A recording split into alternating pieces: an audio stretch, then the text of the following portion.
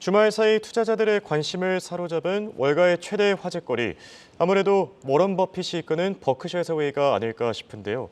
주가가 한 주당 무려 7억 원을 돌파하면서 버핏 회장의 투자 전략도 재조명받고 있다고 합니다. 자, 우리 투자자들에게도 시사점을 던져줄 부분이 상당히 많아 보이는데요.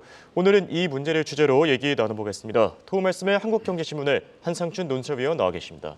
안녕하십니까? 네, 안녕하십니까? 네, 주말 뉴욕 증시 이 전형적인 여름 휴가철 장세를 보였는데요. 어떻게 보셨습니까? 네, 우리가 그 통화 정책의 예. 방향 전환을 보통 피벗이라 하는데요.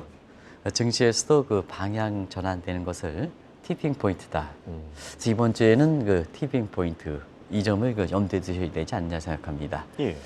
사실은 그 한 달 전서부터 너무 그 주가가 올라갈 때 뒤쪽에 그 추격하는 것보다는 차익 실현을 하고 리스크 관리 차원에서 ETF라든가 이런 쪽으로 좀 개별 종목에 대해서는 앞으로 불투명한 것이 아니라 이런 쪽이 좋지 않느냐 하는 시각이 되는데요. 이번 주에는 그 10일에 예. 미국의 소비자 물가 상승률을 기점으로 해서 의외로 주가의 변동성도 굉장히 커질 수가 있다. 제가 부정적으로는 얘기하지 않겠습니다. 예. 변동성이 커질 수 있다. 이 점을 좀 염두에 두실 필요가 있지 않냐 생각합니다. 사실 이렇게 얘기하는 데는 지난 주말에 재료도 이렇게 없고 그다음에 거래량도 없는 전형적인 아주 옅은 시장의 여름철 장세를 보였다 이렇게 됐습니다. 일단 재료적인 측면에서는 지난주에 피치사의 미국의 신용등급 강등 문제 제한적 영향이 그쳤죠.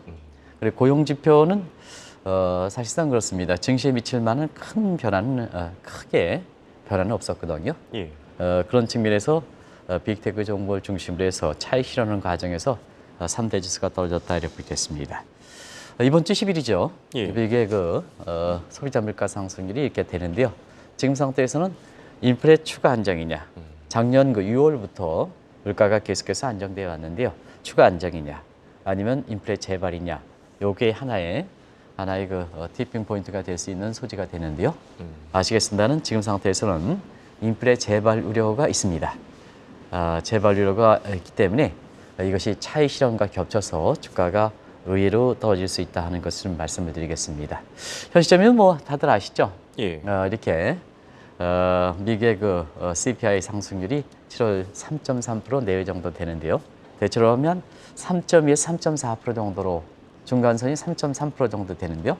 아시겠습니다는 전월에 미국의 CPI가 지금 3%입니다. 그래서 지난 1년 동안 미국의 물가가 안정 추세였었고 그다음에 6월 달에 3%인 점을 감안해 볼 때 한 3.3% 내으면 그게 뭐 인플레 재발이 아니다 하더라도 추세적으로 오히려 이렇게 터닝 포인트 하는 거기 때문에 예. 사실 증시의 차익 실현 여기에 대해서 빌미를 제공하는 이런 소지가 있을 수가 있다 하는 것을 말씀드리겠습니다. 네. 자, 그렇다면 본격적인 주제로 넘어가 보겠습니다. 미국뿐만 아니라 글로벌 증시의 최대 관심사. 아무래도 버크셔 해서웨이의 주가 아니겠습니까? 네, 이건 뭐 외신을 통해서 잘 전해주셨습니다는 지금 한국 증시의 여러 가지 모습에 대해서 예. 올해 버핏이 한국 증시에 지금 당면하는 문제에 대해서 가상적인 강의를 한다면 올해 버핏이 어떤 쪽으로 말씀하셨을까? 예. 그런 측면에서 한국 증시에 상당 부분 시사점을 던져주기 때문에 워렌 버핏가 한국 증시의 투자가 한국의 그 이렇게 증시에 대해서 갖고 있는 현안에 대해서 예. 가상 강의하신다 하는 그런 관점에서 받아주실 필요가 있지 않냐 생각합니다. 그런 측면에서 지난 주말서부터 계속해서 워렌 버핏이 관심이 되는 것은 일단 뭐 위기의 구원투수 역할뿐만 아니라 버크셔에서 왜 클래스 A 주식이 무려 저도 이제 50만 원도 54만 원도 굉장히 큰데 예. 55만 달러입니다. 저기 54만 9,999달러니까 55만 달러, 뭐 54만 달러 이렇게 됐습니다. 그래서 단일 종목 역사상 세계 최고치를 경신했다 이렇게 됐습니다. 그래서 8월 3일 미국 시간으로 8월 3일 우리 원달러를 적용했을 때는 예. 7억 725만 원 아파트 한 채 값이 나오죠. 한 주가 그렇습니다. 예. 그래서 지금까지 예측치 중에서 가장 높은 예측치가 뭔지 아십니까? 어떤 예측이죠? 캐시우드의 비트코인 한 코인당 51만 달러 갈 것이다. 예. 이게 5억 비트에게 나왔던 배경이거든요. 근데 실제로 미국의 버크셔 해서웨이 클래스 A 주식이 7억 원을 넘었습니다. 그러면 시청자분이 감을 잡을 수 있지 않냐 생각합니다. 그런 측면에서 버크셔 가상적입니다. 버크셔 해서웨이가 딱 주식이 나왔을 때 이때 창립 초에 주식을 사봤다면 어떻게 될까 하는 이 측면에서 이 버크셔 해서웨이가 1965년에 설립됐다는 건 잘 아실 겁니다. 예. 이때 주식을 처음 나왔을 때 이때 주식을 샀다면 25,000배 수익, 25,000배입니다. 25,000배 수익에서 우리가 뭐 에코프로가 뭐 1000% 났다 이거는 이렇게 물론 시기적으로 좀 다르긴 합니다는 예. 사실 그렇습니다. 이 대목에서 한국의 투자자한테 가상적으로 워렌 버핏이 이랬다면 가장 먼저 지적하는 사항이 지금 오늘 그 한국 증시가 한국경제 일면 파업에 예. 투기판이 됐다. 음. 데이 트레이딩이 아주 극심하다.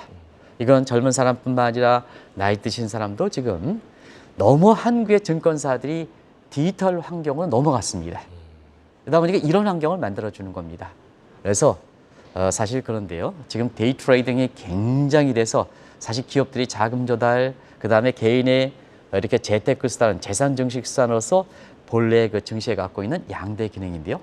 너무 디지털로 만들어 놓다 보니까 기업이 자금 조달이 참고 개인의 이렇게 재산 증식 수단으로 얼마큼 건전한 시장이 되는가 하는 측면에서는 상당히 회의가 있을 겁니다. 예.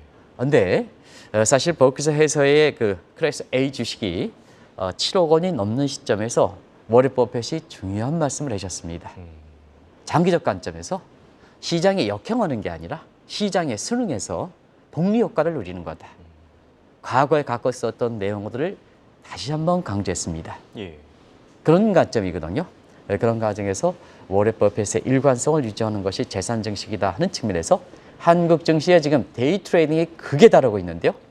사실 그 한국의 증권사의 이렇게 오너들이든가 CEO 입장에서는 디지털 환경이라는 게 진짜 기업의 자금 조달과 그다음에 개인의 재테크, 건전한 재테크 수단에서 얼만큼 도움될 수 있느냐 하는 이 측면에서 워렌 버핏이 한국 증시, 한국의 증시 참여자들 이런 입장에 많은 시사점을 던져주는 대목이 아닌가 하는 생각이 듭니다.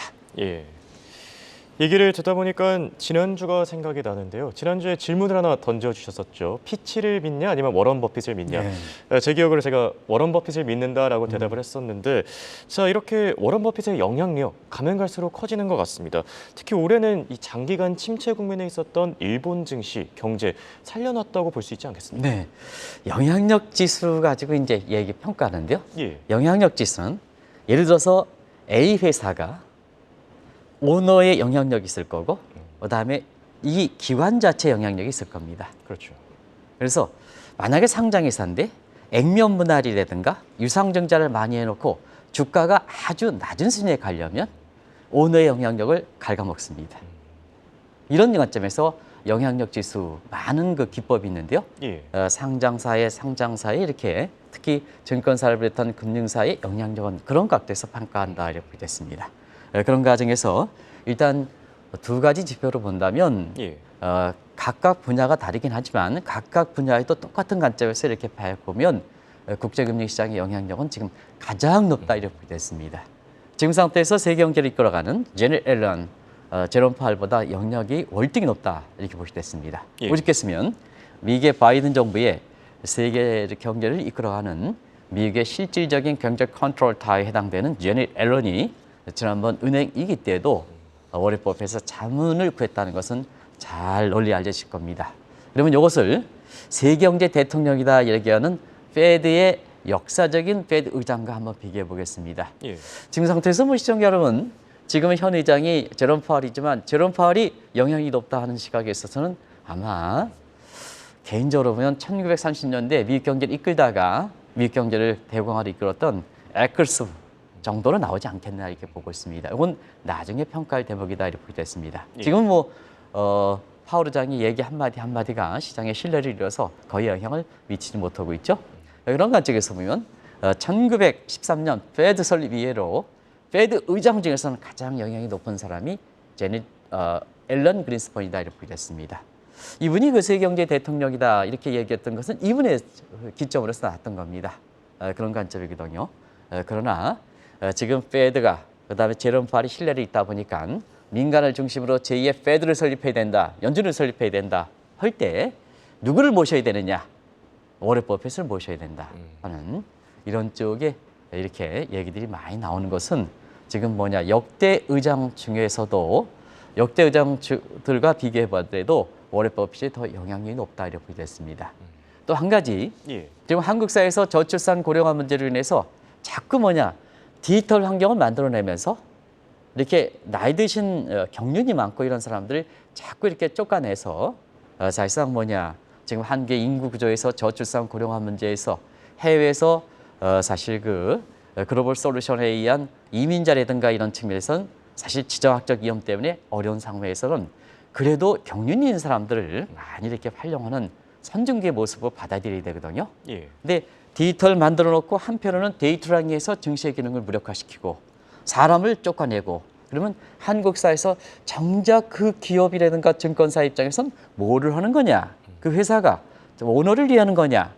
자기 당사를 위하는 거냐? 이건 상당히 문제점이 있는 거죠.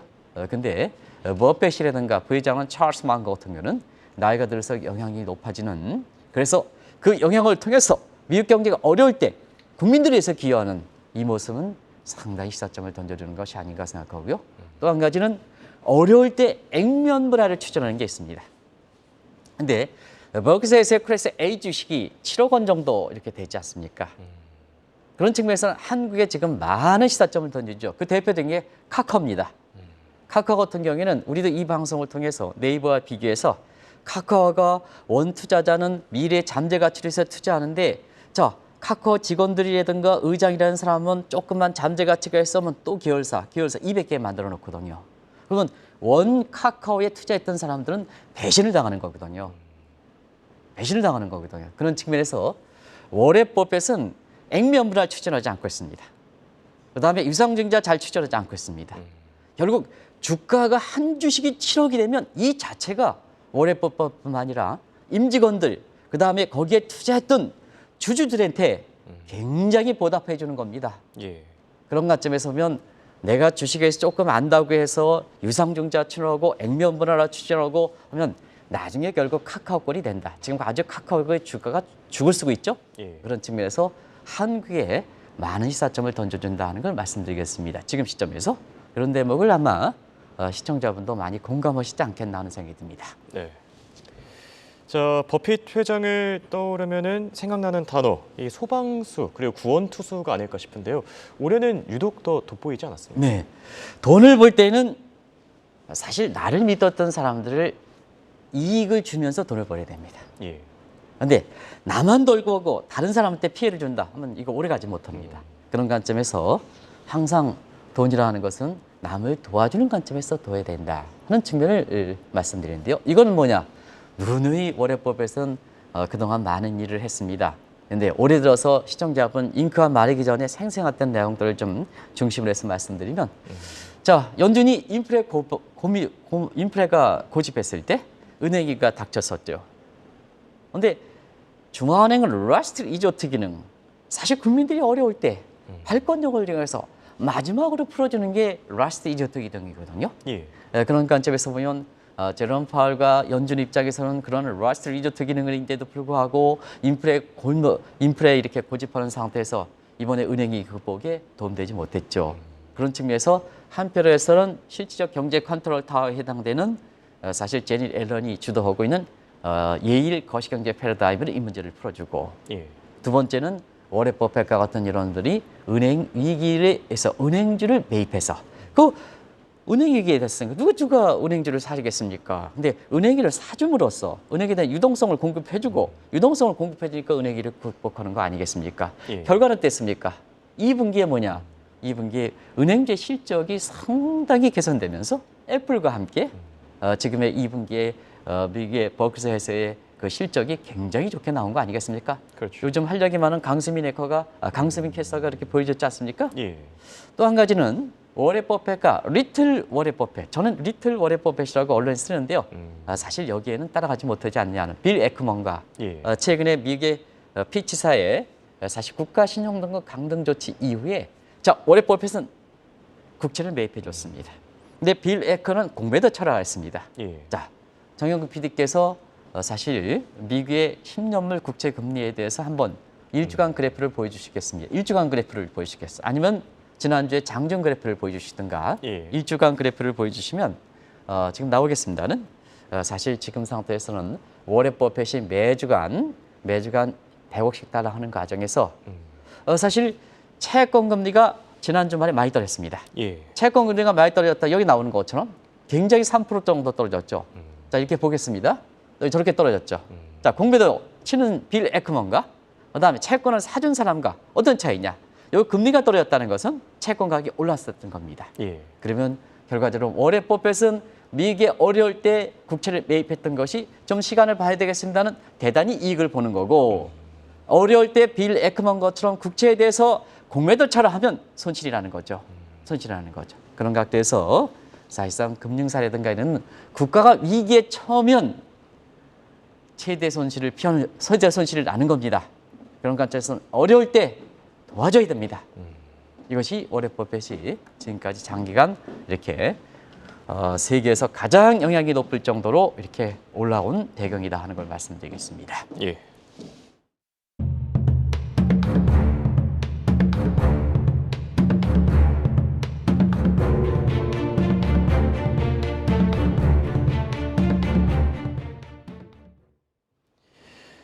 실제로 투자하는 데 있어서도 위기일 때마다 적극적으로 주식을 비롯한 이 자산을 매입해주지 않았습니까? 네. 주식이라는 것은 위험 자산입니다. 예. 위험 자산은 위험이 높을 때 감소해야 수익이 나는 겁니다. 그렇죠. 위험이 높을 때 기피하는 게 아닙니다. 그런 관점에서 보면 경기가 침체일 때 주가가 떨어지는 게 아니라 우리나라 얘기죠. 모 교수가 그랬죠. 예. 경기가 침체하면 주식을 버려라. 주가 더 떨어진다. 아니다. 그는 경기가 떨어지면 리스크가 높기 때문에 그거를 주식을 잡아야 나중에 보상이 높아진다. 이게 작년에 9월 증시 붕괴론 이후에 나왔던 이렇게 어느 쪽을 보느냐에 따라서 그렇습니다. 예. 기본에 충실하라는 얘기입니다. 자, 주식은 위기가 발생한 이후에 워렌 버핏은 전형적으로 주식을 샀습니다. 경기가 침체일 때 주식을 샀습니다. 왜냐? 체리 피킹 기법입니다. 요건 이제 마케팅 원래 용어라는 것은 잘 아실 겁니다. 예. 그래서 과다하게 주식이 떨어진 것을 버리는 게 아니라 사서 하면 나중에 큰 게 성공한다 이렇게 됐습니다. 근데 문제는 워렌 버핏과 같은 시장에 영향력이 높은 사람일수록 체리 피킹 하는 게 큰 효과가 된다는 의미입니다. 자, 어려울 때 주가 떨어졌습니다. 예. 워렌 버핏이 주식 샀습니다. 예를 들어서 한상춘 논설이 저는 뭐 주식 잘 안 합니다. 주식 샀습니다. 그러면 워렌 버핏의 이렇게 이것처럼 대단히 비교를 쓰는 한상춘 논설과 비교를 쓴 워렌 버핏이 이렇게 주식을 샀다면 거기에 따라서 상징 효과, 군집 효과가 돼서 나중에 뒤따라오는 세력들이 이렇게 되는 상태에서 결과적으로 보면 체리피킹 했던 사람들이 대단히 돈을 버는 거거든요. 그게 바로 확증적 편향입니다. 디지털에서 맞지 않느냐? 디지털에서 잘 맞죠. 왜냐하면 네트워킹 효과가 있고 심지 효과가 더 크지 않습니까? 그래서 워렌 버핏과 갈수록 기업이 카카오처럼 조금만 잠재 가치가 있으면 계열사 당신들이 개끼리 부리지만 결국 이 방송을 통해서 당신들은 죽습니다. 그런 쪽도 말씀드렸던 것도 바로 그런 측면이거든요. 예. 어려울 때 상징 효과가 좋은 사람들이 그 회사를 도와줘야 확증적인 편향이 생기면서 결과적으로 보면 나중에 포머더까지 갔을 때 주가가 굉장히 많이 올라가게 되는 거거든요. 그런 과정에서는 한국의 2차 전지, 에코프로 같은 이차 전지도 바로 체리피킹 기법에서 올해 연초만 하더라도 사실 주식을 샀더라면 벌써 한 올해만 하더라도 한 1000% 가깝게 멀지 않습니까? 예. 그런 과정에서 지금은 어떻게 될 것이냐 하는 것을 어떻게 해야 되느냐 하는 것을 지금 말씀드리겠습니다. 예, 알겠습니다. 자, 그리고 또 워런 버핏 주가가 올라갈 때는 철저하게 피라미딩 기법을 지키는 것으로 알려져 있는데요. 이 부분 자세하게 짚어주시죠. 어려울 때 주식을 많이 사고 예. 주가가 올라가면 추격 매수하는 게 아니라 매입 금액을 동일하게 피라미드처럼 이렇게 사실 이렇게 주가가 이렇게 올라가지 않습니까? 예. 주가가 이렇게 올라가면 여기에 채워지는 요게 주가 총투자 금액을 이렇게 하기 위해서는 매입 주식을 줄여야 되겠죠. 그게 피라미드 기법이다 이렇게 됐습니다. 예. 일반적으로 보면 주식 초기에는 주가가 낮을 때 주식수를 많이 가죠. 그러면 주가가 올라갈 때 워렌 버핏 주식 산다면 그만큼 주식수를 줄여나간다는 얘기입니다.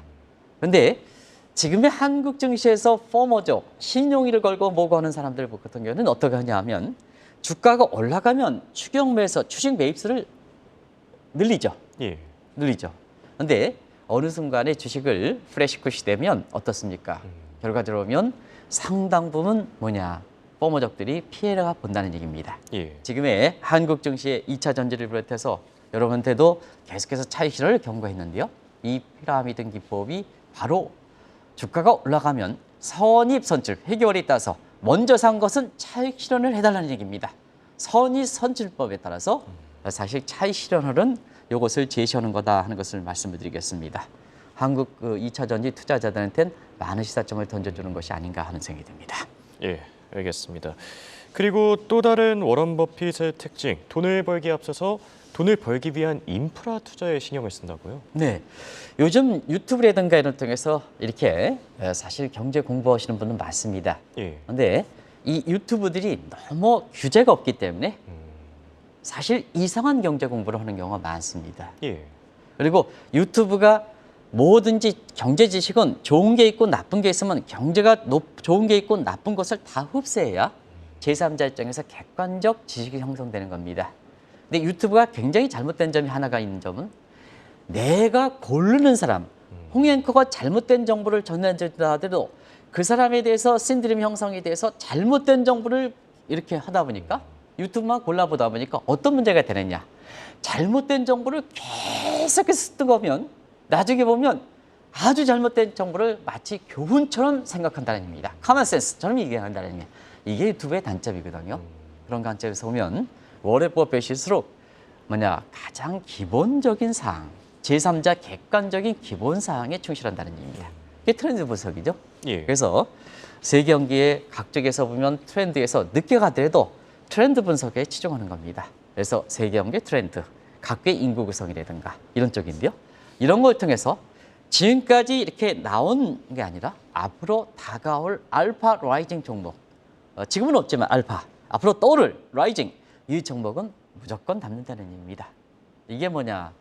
시청자 여러분, 이 포트폴리오 편집할 때 사실 지금 상태에서 주가가 올라가고 내준 거 이게 이제 포트폴리오 조정입니다. 예. 이렇게 보면 지금 주가가 이렇게 보면서 금융사들 보면 주가가 올라가서 그 줄이고 내려가서 이렇게 이게 아니라 앞으로 다가올 종목에 대해서는 포트폴리오 비중이 높다. 지금 없다 하더라도 예. 그러니까 트렌드 분석이니까 그게 다 차이점이 있다는 얘기입니다. 그런 각도에서 사실 시청자분한테 많은 시사점을 던져주는 것이 아닌가 생각하고요. 트렌드가 분석하면 실행에 옮깁니다. 트렌드가 분석하면 바로 액션 플랜에 들어가는 겁니다. 그래서 실행했으면 파레토 법칙을 이게 적용하고 루비콘강 기준을 발휘한다 이렇게 됐습니다. 그래서 파레토 법칙은 뭐 시청자 여러분 아시겠습니까? 워렌 버핏은 우량 가치주를 이렇게 투자한다. 근데 우량 가치주는 현재퍼가 중요한 게 아니고 미래 잠재퍼, 미래 잠재 가치를 중시해서 사실 이것을 우량 가치가로 판단하는 데입니다. 현 시점에서 주가가 퍼가 낮다. 이게 아니라 미래 잠재 가치에서 가상적인 잠재 가치를 퍼를 가지고 얘기한다는 얘기입니다. 그 대목이 굉장히 중요하다는 걸 말씀드리겠습니다. 그래서 무조건 이렇게 되는데요. 또 한 가지는 이렇게 자기 자신의 포트폴리오 했으면 주가가 흐름에 아이고 주가가 올랐으면 오늘 팔고 떨어졌으면 사고 자기네들은 객기를 부리는 것처럼 생각하지만 그렇지 않다. 일단 넣었으면 루비콘 강 기준을 발휘한다. 그래서 건너면 되돌아올 수 없지 않습니까? 그래서 오랫동안 장기 투자하고 시장에 수능하면서 사실 그런 것이 지금도 보여준다 하는 걸 말씀드리겠습니다. 자, 디지털 환경입니다. 얼마나 편리합니까? 편리합니까? 근데 자, 디지털 환경에서 갇혀있는 비중을 높아가는 증권사들 같은 경우에는 조그만 순간에 자금이 팍 빠집니다. 또 자금이 들어올 때도 팍 증가합니다. 경영이라는 것은 일관성을 갖고 이렇게 지속 가능하게 해야 됩니다. 들쑥날쑥하는 경영 환경 가지고 어떻게 하겠습니까? 그렇죠. 인력도 내가 채용했습니다. 그게 뭐냐? 잘못될 수가 있습니다. 투자권상. 근데 잘라내? 이거 어떻게 지속 가능하게 경영하겠습니까? 경영하겠습니까? 그런 관점에서 보면 디지털 환경에서도 과거의 오프라인 아날로그 시대의 투자의 원칙을 지켜간다는 모습도 많은 시점을 던져주는 것이 아닌가 생각합니다. 그래서 골드만삭스의 제가 CEO를 직접 만나는데요. 디지털 회사를 하지만 디지털의 비중에선 절대적으로 35% 이상 넘지 말아라. 그만큼 뭐냐? 있으신 분들, 나이 드신 분들 같은 경우는 감정도, 돈에 있어 감정도 흐르는 것이 중요하다. 돈에 매정하냐, 돈에 감정이 흐르지 않으면 어떻게 사회적으로 기부하겠습니까? 사회적으로 기부하겠습니까? 냉철하지 말라는 얘기입니다. 그런 관계에서 많은 시사점을 던져준다는 걸 말씀드리겠습니다. 예, 알겠습니다.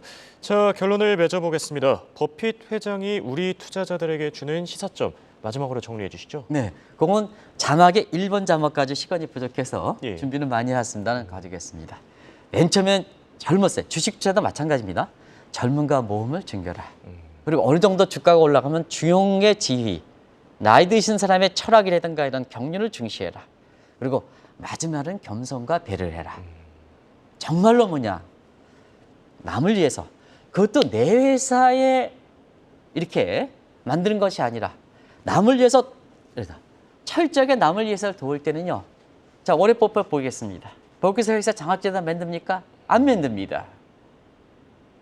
제3자 인텔이든가 뭔가에서 제3자 배정하시지 않습니까? 그리고 기부할 때는 내 개인의 강조 없이 제3자 기부를 해야 됩니다. 기부하는 순간 거기에 대해서 개인적 이해관계가 없어야 됩니다. 쓸데없는 오해가 없어야 됩니다. 그런 관점에서 보면 시청자 여러분, 마지막에 돈을 벌었을 때는 겸손하고 그다음에 뭐냐, 잘해서 낮춰라, 사회적으로 기부를 많이 해라.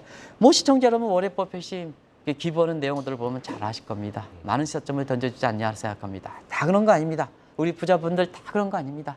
근데 최근에 보면 한국세가 어려울 때 이 졸병 부자들이 많거든요.